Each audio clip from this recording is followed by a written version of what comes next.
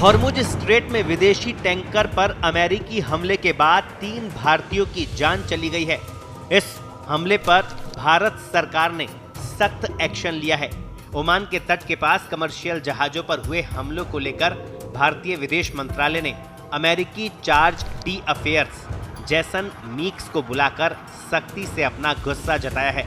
ये दूसरी बार है जब विदेश मंत्रालय ने इस मुद्दे पर अमेरिकी दूतावास को तलब किया है।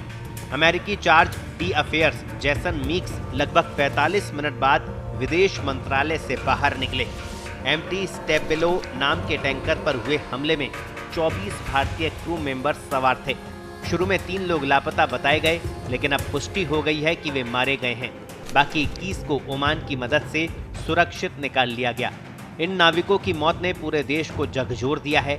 कई परिवार अब अपने बेटों के शव का इंतजार कर रहे हैं। शिपिंग मंत्री सर्बानंद सोनोवाल ने भी इस पर दुख जताया। विदेश मंत्रालय में अमेरिका डेस्क के एडिशनल सेक्रेटरी नागराज नायडू ने जैसन मीक्स को बुलाया। मीक्स फिलहाल अमेरिका के एम्बेसडर की गैर मौजूदगी में सबसे सीनियर अधिकारी है। भारत ने साफ कहा कि कमर्शियल जहाजों पर ऐसे हमले बर्दाश्त नहीं किए जा सकते। उधर विदेश मंत्रालय के प्रवक्ता रणधीर जायसवाल ने हमले की निंदा करते हुए कहा कि नागरिक जहाजों की सुरक्षा सुनिश्चित करनी चाहिए।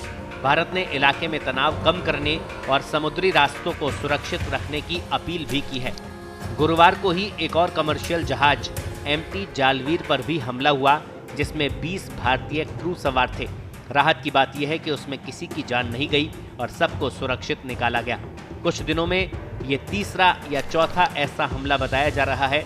अमेरिका इन हमलों को ईरान से जुड़े जहाजों पर ब्लॉकेड लागू करने का हिस्सा बता रहा है, लेकिन भारत का कहना है कि इससे निर्दोष नाविकों की जान जा रही है। भारत के हजारों नाविक दुनिया भर के जहाजों पर काम करते हैं, खासकर खाड़ी इलाकों में। ऐसे में समुद्री सुरक्षा इस वक्त भारत के लिए सबसे बड़ी चिंता है। सरकार ने ओमान के साथ मिलकर रेस्क्यू ऑपरेशन चलाया और अब डिप्लोमेटिक स्तर पर भी दबाव बना रही है। एक्सपर्ट्स कहते हैं कि ये मामला सिर्फ एक घटना नहीं, बल्कि बड़े क्षेत्रीय तनाव का नतीजा है।